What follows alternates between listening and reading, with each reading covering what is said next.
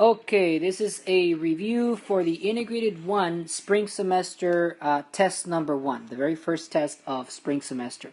So let's get started right away. Here we go. Number 1.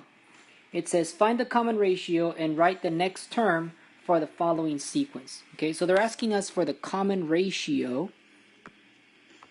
for the sequence, okay, which gives me the clue that this is a geometric sequence. Okay, all geometric sequences have a common ratio as opposed to a common difference, which is what we had for arithmetic or arithmetic sequences. Okay, so the common ratio you're always going to find in a geometric sequence by doing divisions. Ratio means fraction, so you're going to do a fraction. Divide a number by the previous number, and that's going to give you your common ratio. So you're going to divide negative 40 by 20. This one divided by this one. Or you might divide 20 over negative 10. Or negative 10 over 5. Any one of those divisions, any one of those should give you the exact same R value, okay? Which is negative 2, right? Negative 40 divided by 20, or 20 divided by 10, negative 2. Negative 10 divided by 5, negative 2. That is your common ratio right there. Okay, so common ratio is negative 2. So using that R, we can now find the next term. To find the next term, all you got to do is multiply, right? This is a geometric sequence, common ratio. You multiply. Take whatever the last number they gave you was and multiply it times R to find the next number. So negative 40 times negative 2, that's going to give you positive 80. Your next number is 80. Your next term is positive 80. And notice, as we pointed out in class, whenever R is negative, you're going to get a sequence like this that changes signs. Positive, negative, negative. The next one should be positive. All right, you try number part B then. Starts with 20, 10, 5, 2.5. Go ahead and you find the common ratio and see if you can figure out the next term. Okay, pause the video right now, try it yourself, then come back when you're ready to see the correct answer. Okay, here we go. This is the correct answer for part B. Remember, to find the common ratio, you divide a term by the previous term. So I divided 2.5 by 5, or you could do 5 divided by 10, or you could do 10 divided by 20. Either one that you do gives you the same answer, which is R equals 1/2, or in decimal form, R equals 0.5. Right? So what is the next term? Well, using 0.5 or 1/2, all you got to do is take this last number, 2.5, multiply it times 0.5, and that should give you your next term, which is 1.25. All right, number 2 says, when a ball is dropped, the function f of x equals 4 times the quantity 0.6 to the power of x models the ball's height in feet after each bounce. So f of x is the height of the ball, where x is the bounce number. So x is the number of bounces. So after 0 bounces, 1 bounce, 2 bounces, and so on, you could plug in the value right there. To the nearest hundredth, what is the height after the third bounce? So if x is the bounce number, they're basically telling me that x equals 3, the third bounce. So what you're going to do is you're going to take your function f of x equals 4 times the quantity 0.6 to the power of x, and you're going to plug in 3. So you're finding f of 3, right? The third term in your sequence, if you want to look at it that way. 0.6 to the third power. At this point, you just need a calculator. 0.6 to the third power, which is 0.216. Right? Always do the exponent first, right? Remember the order of operations. Exponent, then multiply, and then multiply times 4. So 4 times 0.216 is going to be a grand total of 0.864. Now they want it to the nearest hundredth. That means 2 decimal places. So it's just going to be 0.86. That's the height of the third bounce. 0.86 feet. This is in feet.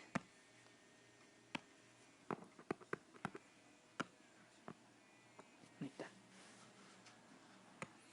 In this form, you could figure out the height of the ball after as many bounces as you want, right? You could plug in x equals whatever number of bounces you need to figure out the height of the ball. Okay. Another thing that you could look at in this function is that the function basically gives you the initial amount, right? Each bounce basically cuts the height of the ball down smaller, but the initial amount is 4, which really means that it was dropped from 4 feet up. Okay, and then each bounce becomes smaller and smaller and smaller. All right, number 3. The first term of a geometric sequence is 8 and the common ratio is 3. What is the fifth term of the sequence? So the first term is 8 and the common ratio is 3. What is the fifth term of the sequence? So what they gave us is f of 1. The first term is 8. And they gave us r is 3. So using your formula, f of 1 times r to the power of n minus 1, using that formula for a geometric sequence, just plug in the values that they gave you. So f of n equals f of 1, which is 8, times r, which is 3, to the power of n minus 1. That's basically the formula for your sequence that you have. And now you answer the question. It says, what is the fifth term? So plug in 5 for n. So it'll look like this. F of 5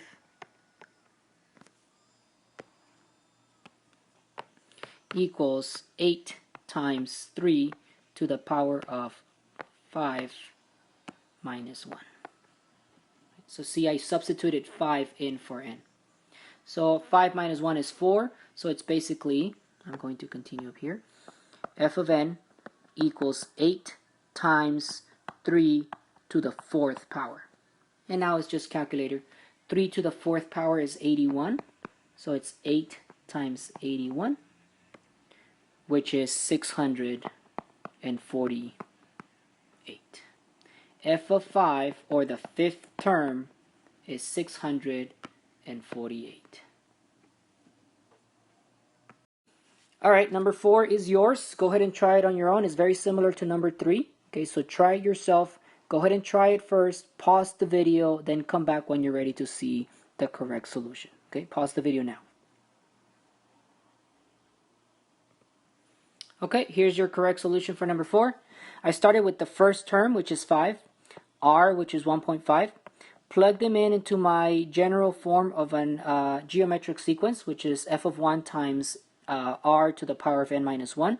So 5 times 1.5 to the power of n minus 1. Plugged in 6 because that's what we're looking for, the sixth term. So plug in 6 for n. Once I substituted that in, this became 5 right here. 6 minus 1 is 5. And then after that is just calculator work. 1.5 to the 5th power gave me approximately 7.59. And then multiply that times 5, so it gives you a total of 37.97. All right, number 5, what is an explicit rule for the geometric sequence? And they gave us a table here, okay? So first of all, if you're looking for the explicit rule, you're going to use the same formula, f of n equals f of 1 times r to the power of n minus 1, right? So what we need in order to find the explicit rule is to know what is f of 1 and to know what is r. If we know those two things, then we can come up with the explicit rule. F of 1 is the first term. You should be able to see it right there in your sequence. The first term is 5. So f of 1 is 5. That was easy. R is the common ratio. What is this changing by? Do not confuse it with a common difference for arithmetic sequences. A common ratio you find by dividing. Remember that, just like in problem number 1. You're going to divide each term by the previous term, and that should give you R. Okay, so like this, you're going to divide 15 divided by 5. Not 5 divided by 15. 15 divided by 5. Or you can divide 45 divided by 15. Or you can divide 135 divided by 45. Or you can do 405 divided by 135. Either one of these divisions that you do, you should get the same number, which is 3. Right? All of these, you can try them out. All of these give you 3. So R is 3. So using this and my explicit rule, I can now write the formula, which is f of n equals f of 1, right here I'm going to put f of 1, which is 5, times r, which is 3, to the power of n minus 1. And that is your final answer. Okay, so once again, if you're doing a problem like this, figure out what f of 1 is, the first term, 5. Figure out what r is, which is the common ratio. What is it changing by? It's being multiplied by 3. Plug those into your explicit rule, and therefore that is your explicit rule for the geometric sequence. Okay, so just like in the last examples, try number 6 on your own first. Pause the video, then come back once you're ready to see the final answer. Okay, so pause the video now.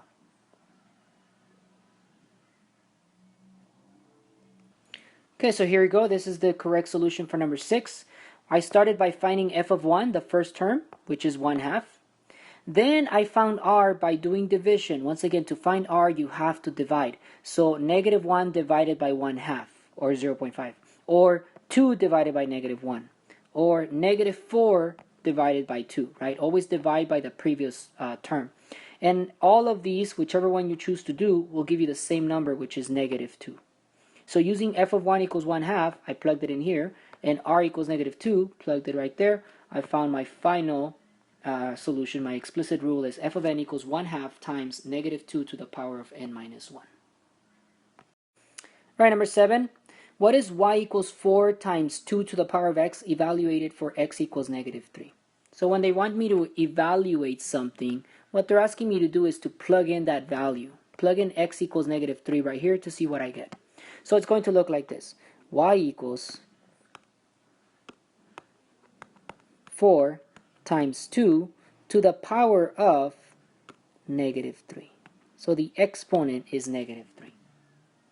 Okay, the way that I did this in my class, it depends on how where you did it, but it's the same idea for all of them. You're going to end up with something like this. Okay, whenever you see negative exponents, what you have to do is the reciprocal. So 2, what is 2 as a fraction? 2 over 1, right? I haven't done anything other than change the 2 to 2 over 1. Well, this is what we do. If you see a negative exponent, anytime you see a negative exponent, what you do is you're going to change it to a positive exponent. The rule for negative exponents is that what they do is they make the reciprocal of your original fraction. You make it positive because we don't like negative exponents, and you take that fraction inside the parentheses and you take its reciprocal. What is the reciprocal of 2 over 1? 1/2. And that way you have no negative exponents anymore. They're gone. So all you got to do now is just 1/2 to the third power. Remember what third power means? It means you multiply the number times itself 3 times. So this means 1 times 1 times 1 and 2 times 2 times 2. That's what this means. Okay, this 3 right here means I multiply these numbers by themselves 3 times. 1 times 1 times 1, 2 times 2 times 2. So I'm going to get y equals 4 times 1 times 1 times 1 is 1. 2 times 2 times 2 is 8. And then finally, to finish it, just multiply that out. This is 4 over 1. Let me write it as a fraction. Times 1 over 8. Multiply straight across, or cancel if you know how to cancel. For now, just multiply straight across. 4 times 1 is 4. 1 times 8 is 8. 4 over 8 is 1/2. Your value is 1/2. Once again, let me recap what I did here with this negative exponent. Since x is -3, I plugged it in right there. What negative exponents do is they form the reciprocal of the original base. So the base is 2, which is 2 over 1, but I got the reciprocal of it, which is 1/2, and that makes the exponent positive. Instead of -3, I have +3, and now I can just basically multiply these out to get my final solution, which is 1/2. All right, you try number 8, just like I did number 7. It's very, very similar to number 7. You try number 8, see what you get. Pause the video right now, do it on your own, then come back and see the final answer. Go ahead and pause the video now.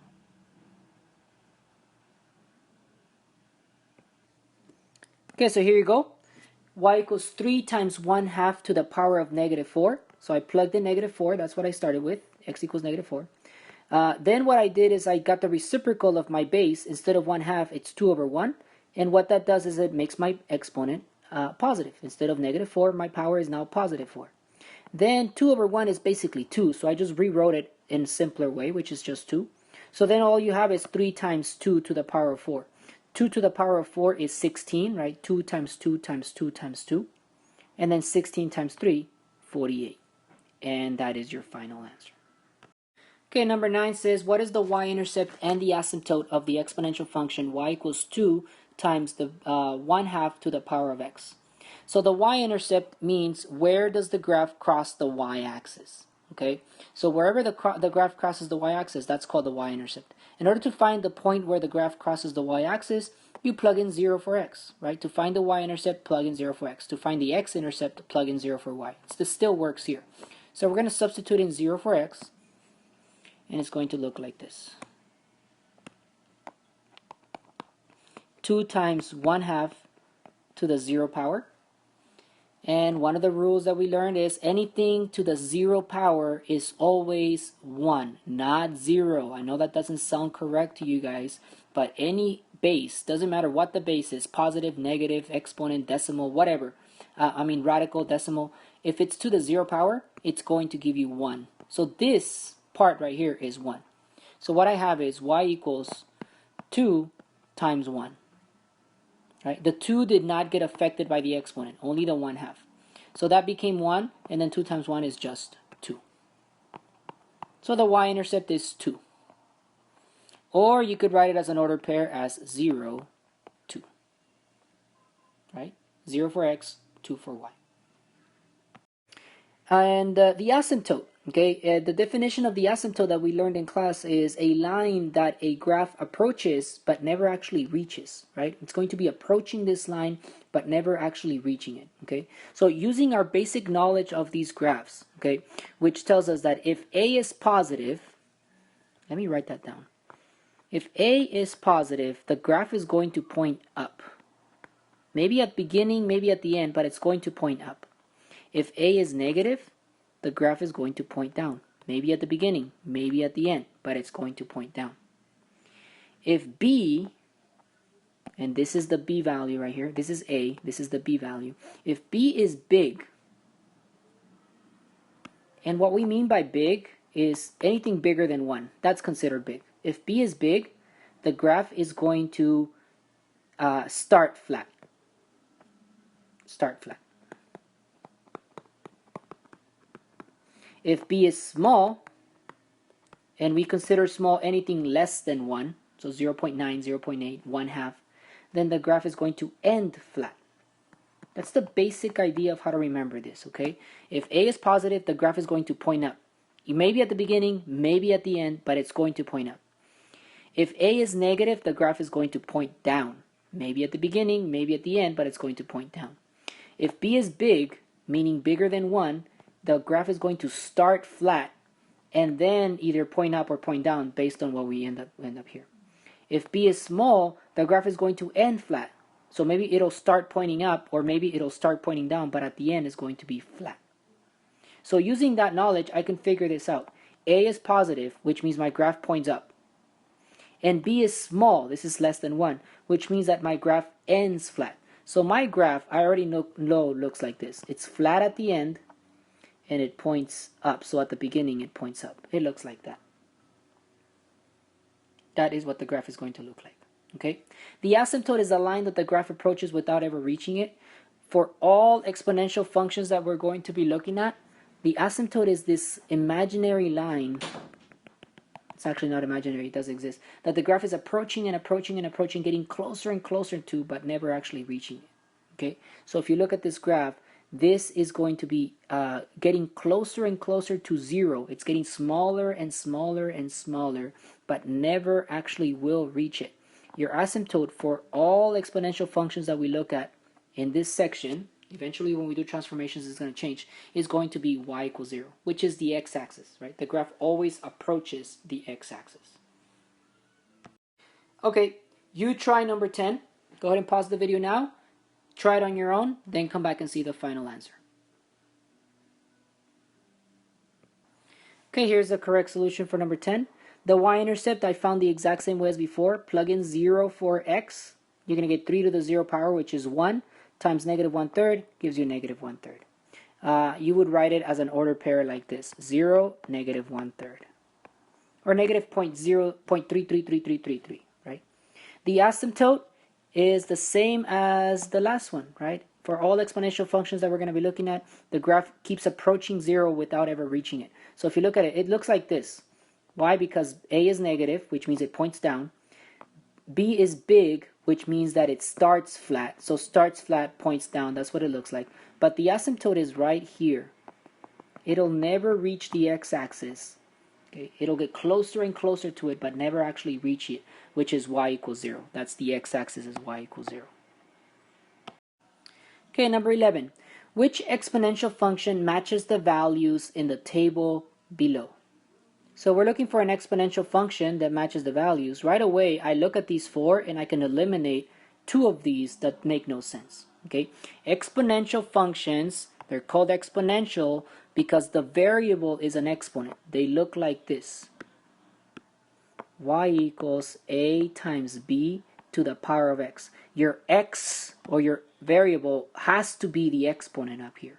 Okay, so two of these do not match that description. If you look at number part A, x to the 8th power, that is not exponential. Here the variable is the base. The variable should not be the base, it has to be the exponent. If it was 8 to the x power, that's exponential. So I can already eliminate a. Can't be a. B could be it. That's exponential, right? In this case, a is 64, b is 2.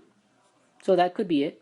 C, 8 to the x power, that's exponential as well. If you don't see a here, right, that's b to the x power, that means that a is 1. If they don't write it, that means that there's an a there, which is just 1. It's 1 times 8 to the power of x. And D, I'm also eliminated because that's not exponential. When you just have an x right next to a constant there, that's a linear function. That's a slope, y equals mx plus b. So it's either B or C. Those are my only two options right now. In order to find which one it is, I need to figure out what R is. That's the main thing. This one is telling me that R, or B, is 2. This one is telling me that B is 8. The base is 8, the base is 2, right? That's the difference between these two. So I got to figure out from these numbers to see which one is correct. To figure out what B is, again, divide. Divide, divide, divide. So I'm going to divide 4096 divided by 512. We always divide a term by the previous term. Don't divide this way. Don't do 512 divided by 4096. Go this way. Or I can also divide 32,768 over 4096. Either way that I do it, it should give me the same number. So whichever one you divide, you're going to get the same number, which is 8. Right? That one gives you 8. That one also gives you 8. Both of these give you 8. So the base is 8. B is 8. That's what this is telling me. Once I did that division, B is 8. So now I got to choose from B or C. The only one that has a base of 8 is C. My solution is C.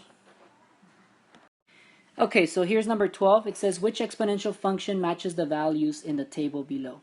When x equals 0, f of x equals 4. When x equals 1, f of x equals 12. When x equals 2, f of x equals 36. Okay, now to explain this problem, I have my son here, Osiel. Say hi. Hi. And he is going to understand it. He's only 9 and he's never seen this before. So if he gets it, you better get it as well. Okay, so here we go. Osiel, what is the first term here? Look at the f of x row. What is the very first term that you see? 4. 4. We call that number A, the initial amount.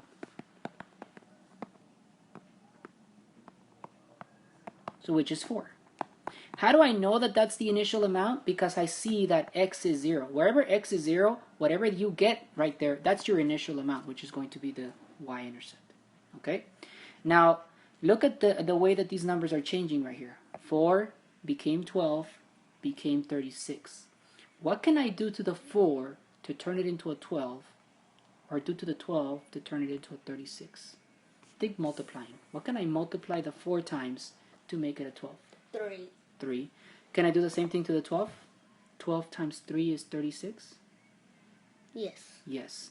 4 times 3 is 12. And 12 times 3 It's is 36. 36. That number, since I keep getting the same number over and over again, that number is B. That is your B value. We call that B. B is 3. So A is 4 because that's the initial value, where we see the 0. B is 3 because that's the number that it's changing by. Right? And using B is 3, I could come up with the next one and the next one and the next one and so on. Right? So using these two values, I can come up with a function which always looks like this. F of x, I'll write it right here, equals A times B to the power of x. Now you don't have to worry about what powers means because you haven't learned that yet. But it should look like this. A, what is A in this problem? 4. 4. So there should be a 4 here. B, what's B in this problem? 3. So there should be a 3 here. Which of these 4 options is the correct one for these numbers?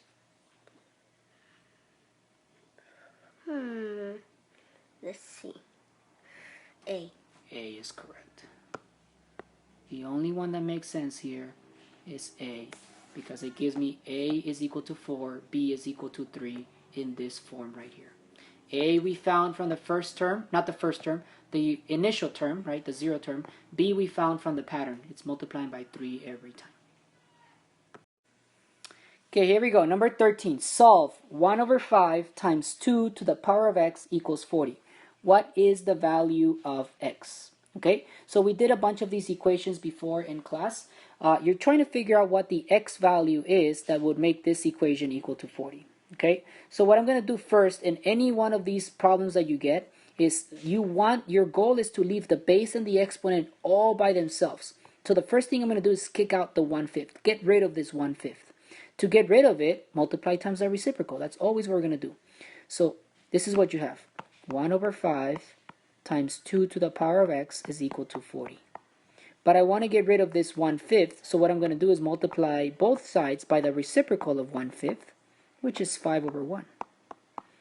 What that does is it cancels it. 5 cancels the 5, the 1 cancels the 1. And you're left with just 2 to the power of x is equal to 40 times 5 over 1.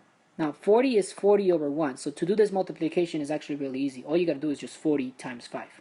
5 times 40 is 200.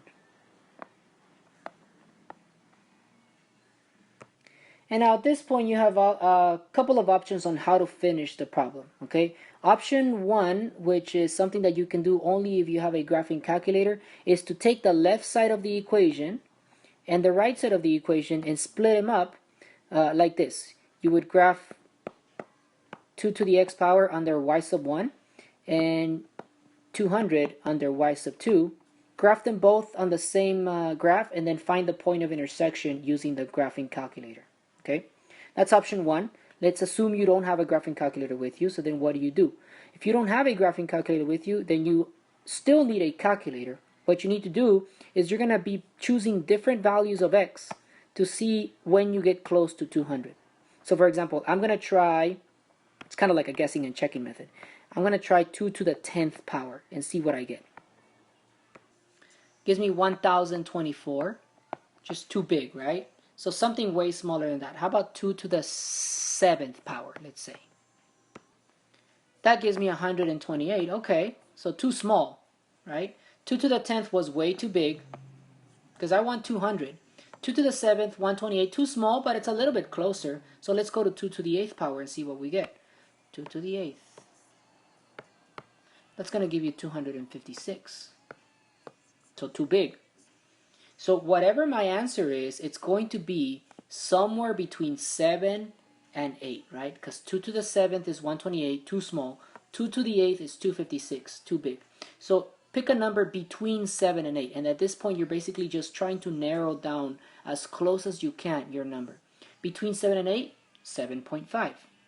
So I'm going to do 2 to the 7.5 power. And the magic of calculators is that they can actually do this. gives me 181. Too small still.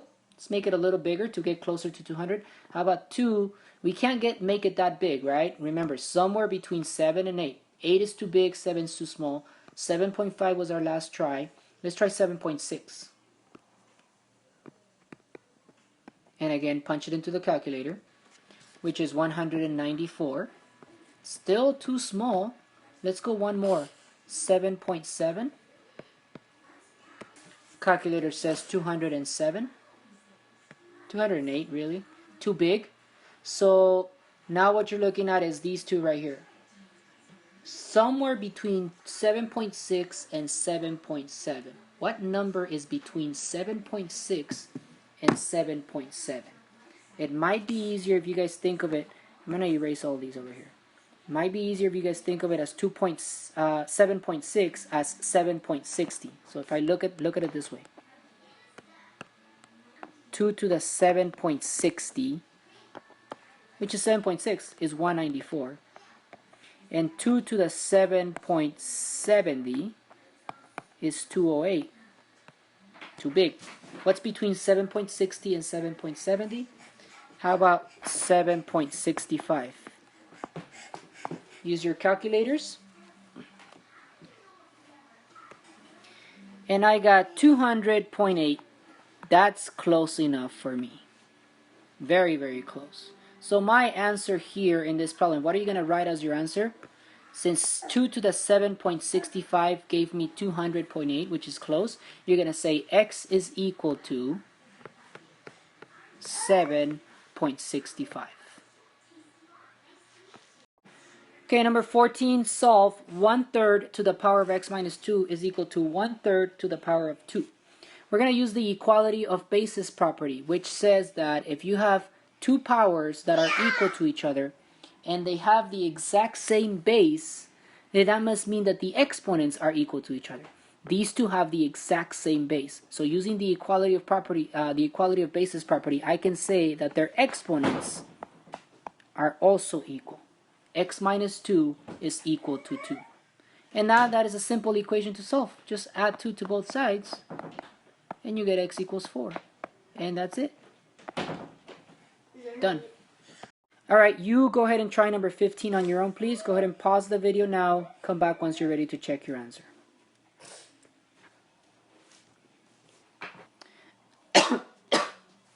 Okay, so here you go. This is number 15. I started by dividing both sides by 3 to get rid of this 3, right? All you need is a base and an exponent. So it's 2 to the x equals 64. Then what I did is I took 64 and I realized that that is a power of 2. Okay, so using your calculator, you could just try different values of x to see which one gives you 64. And I got the 2 to the 6th power is exactly 64, right? So there was no estimating here. 2 to the 6 is exactly 64, and therefore that means that since the bases are the same, the exponents are the same, so x is equal to 6. The only way to get 64 is to raise 2 to the 6th power. Alright, let's keep going. Number 16. I believe this will be the last problem on this video, part 1. So look out for part 2 coming up soon. So this will be the last one in this part 1. Okay. So 16. Do the order pairs satisfy an exponential function? So once again, we're looking for exponential function. Okay. So functions that follow this formula. Right? Exponential functions look like that. Y equals a times b to the x, or f of x equals a times b to the x power. Okay? So what we need to do in order to tell if it's exponential or not is to see if there is a base, right? If there is a common ratio for these numbers. Okay? So what I'm going to do is I just do a bunch of divisions. Divide this way, divide this way, divide this way. If I get the same number over and over again when I divide, then it is exponential. Okay? So let's do the first one. I'm going to divide negative 25 over 0. Well, right away, I'm done. You can never, ever divide by 0, right? 0 divided by 5 and 5 divided by 0. That makes no sense. 0 divided by 5 is just 0. But this and this are undefined, okay? You can never divide by 0. This one is not exponential. It's really nothing. It's some kind of weird pattern. but it makes no sense. Okay, let's do part B then. Same thing, just do divisions. So we're going to divide. I am going to divide 3 over 9. And I'm going to divide 9 over 27. And I should get the same number for all of them. And I am going to check all of them. If I get 2 that are the same but 1 is different, then it's not exponential. They have to be all the same. So 3 over 9 is 1/3, or 0.33. 9 over 27, divide them both by 9 and you get 1 over 3. 27 over 81, divide them both by 27 and you get 1 over 3. So you do get the same thing over and over again, which means that this is, yes, this is an exponential function where b is 1/3. Alright, C, same thing. I'm going to do 1 over 8. And then I'm going to do 8 over 27. And then I'm going to do 27 over 64 to see if I get the same number. And I can see already that I don't. 1 over 8 is already simplified. 8 over 27, you can't really simplify that any further, right? They have nothing in common. Same thing here. 27 and 64 have nothing in common, so you can't simplify this. These are not equal to each other. Therefore, this is not exponential. It might be something else, but it's not exponential.